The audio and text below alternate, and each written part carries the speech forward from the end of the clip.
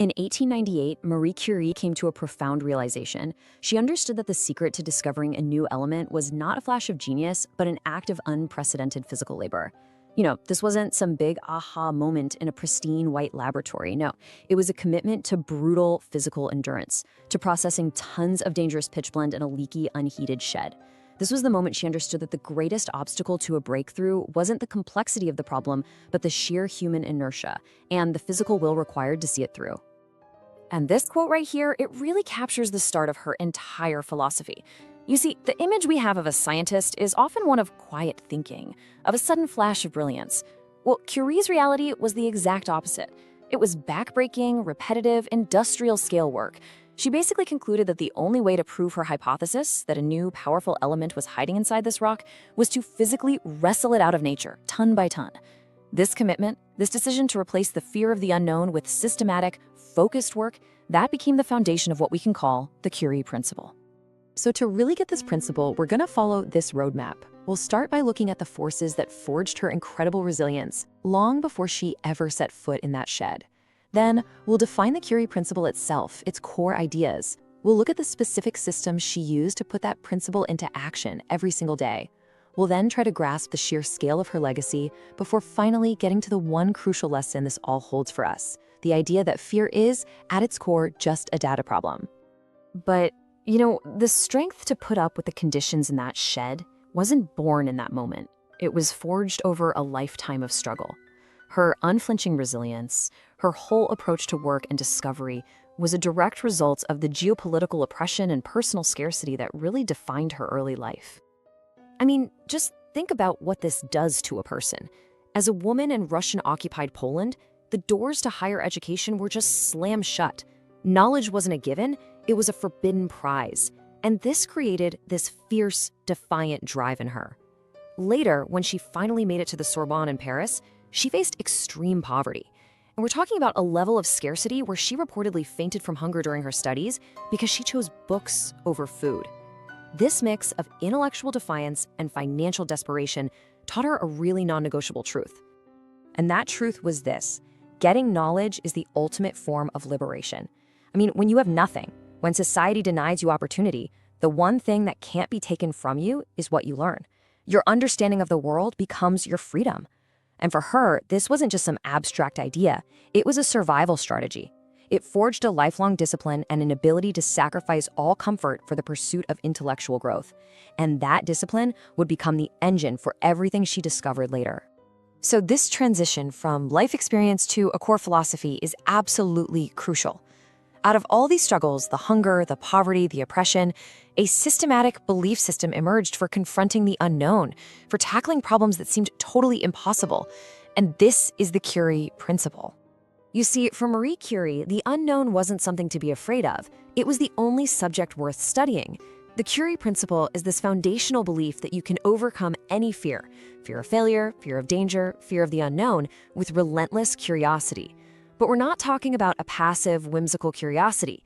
It's a curiosity that's backed by objective rigor and sustained, unwavering effort. It's the idea that you don't just wonder about the world, you systematically dismantle it to understand it.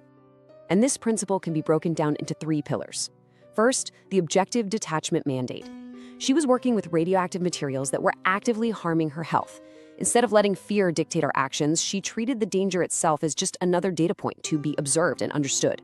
This gets rid of the emotional chaos that can paralyze progress. Second, the Scientific Asceticism Rule. After her discoveries, fame and wealth were basically thrown at her. She systematically rejected them, believing they would corrupt the integrity of her research. Her focus was absolute. And third, and maybe most importantly, the painful perseverance protocol. This is the recognition that real breakthroughs don't come from flashes of genius. They're earned through the sheer grit of unglamorous, repetitive, sustained work. So, having a powerful mindset is one thing. But Curie's genius was in turning that philosophy into actionable daily routines. She built systems that forced her to live by her principles, making sure that her unflinching mindset was translated into unflinching execution, day in and day out. And right here, we see that direct translation from mindset to method. Her mindset wasn't just an attitude, it was an operational blueprint. The objective detachment and painful perseverance she believed in became the High-Volume Analytical Protocol. That's the actual work in the shed. Her scientific asceticism, the rejection of ego and outside distractions, was reinforced by her method of daily collaboration, which demanded intellectual honesty above everything else. So let's look at these two systems a little closer. Her primary system was this, the High-Volume Analytical Protocol. Now, that's just a fancy name for the brutal work in the shed. She took what was basically a massive industrial refining task and turned it into a systematic, repeatable laboratory routine. The goal was simple. If a new element existed in tiny amounts within tons of ore, the only way to guarantee you'd find it was to process all of the ore through sheer, disciplined volume. And the daily reality of this was anything but glamorous. This was a physical grind.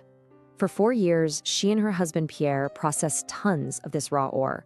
The work involved crushing it down, dissolving it in huge vats of chemicals, filtering the liquids, and then painstakingly crystallizing the result, bit by bit. I mean, can you imagine stirring a boiling cauldron with an iron rod almost as tall as you are, for hours, in a cold, leaky shed? That was her daily reality. This wasn't science as we imagine it, it was science as manual labor, repeated with meticulous precision, day after day, for years on end. But she didn't do this alone. Her second crucial system was her disciplined partnership with her husband, Pierre. This wasn't just a marriage, it was a scientific unit, a system designed for maximum intellectual output and emotional endurance. Their collaboration was a core habit. And this partnership was systematic. They made a rule of constant verbalization, talking through every hypothesis, every result, every single frustration. This wasn't just for emotional support, though that was obviously vital. It was a mechanism for rigorous critique. It forced them to defend their ideas, to stay intellectually honest, to avoid wishful thinking. This constant dialogue was the intellectual and emotional scaffolding that let them withstand the immense physical burden of the research and keep their unwavering focus. This unflinching mindset and these grueling systems, well, they built one of the most incredible legacies in scientific history. The result wasn't just a discovery, it was a complete paradigm shift that would change the world forever, not once, but twice. The impact is almost impossible to overstate. She didn't just add to science, she fundamentally transformed both physics and chemistry. She literally coined the term radioactivity and established it as a whole new scientific field. From her discoveries came the pioneering medical applications of radiation, which have saved countless lives. But her greatest impact might have been proving a concept, that intellectual curiosity, when it's sustained by uncompromising, systematic rigor, is one of the most powerful forces for change in the world. In this slide, this says it all with a single, powerful number, 2. Marie Curie remains the only person in history, man or woman, to win the Nobel Prize in 2 different scientific fields, physics in 1903 and chemistry in 1911. This isn't just a record, it's a testament to the power of her principle, an achievement so singular that it perfectly captures the scale of her contribution to human knowledge. And you can see the momentum here. Those years of grueling work in the shed, leading to the 1898 discoveries of 2 new elements, unleashed this cascade of achievements. The Nobel in physics, then another in chemistry, but she didn't stop there. During World War I, she applied her science directly, developing mobile X-ray units, nicknamed Petite Curies or Little Curies, and driving them to the front lines herself to help surgeons find shrapnel in wounded soldiers. Her principle wasn't just for discovery, it was for application. So, after exploring her history, her philosophy, her systems, and her legacy, we get to the core universal lesson. This is the takeaway that goes way beyond science and applies to any challenge, any ambition, any fear we might face in our own lives. It's a profound reframing of what it is we're actually up against. So let's just ask the question directly. What is fear? When you feel fear about a presentation or a difficult conversation, a new venture, what is that feeling, really? Well, according to the Curie Principle, the answer is incredibly simple and incredibly empowering. And this is it. This is the crucial point of this whole explainer. Fear is the emotional consequence of insufficient data. It's a biological response to the unknown. The anxiety you feel is just your mind reacting to a lack of information, to variables you haven't accounted for, to an outcome you can't predict. Fear thrives in ambiguity. But if you can reframe fear not as an emotion to be conquered, but as a signal that you simply need more data, everything changes. And this leads us to a clear blueprint for action. First, adopt Curie's Objective Detachment Mandate. Take your biggest challenge, that thing that's keeping you up at night, and treat it like a scientific problem. Write it down, break it into its component parts, analyze it, don't just feel it. Turn that emotional threat into a set of variables to be understood. Second, implement the painful perseverance protocol. Recognize that solving this problem is going to require unglamorous, repetitive work. It might be research, practice, tough conversations, or just grinding it out. Endure that labor because that is how you collect the data that makes the fear dissolve. What Marie Curie's entire life demonstrates is this simple, profound truth. The unknown, once it's systematically analyzed, ceases to be frightening. The monster in the dark is only a monster until you turn on the light. Curiosity, rigor, and perseverance, those are the tools you use to flip that switch. Her legacy is really a blueprint showing that relentless curiosity, backed by objective detachment and physical endurance, is the ultimate antidote to fear.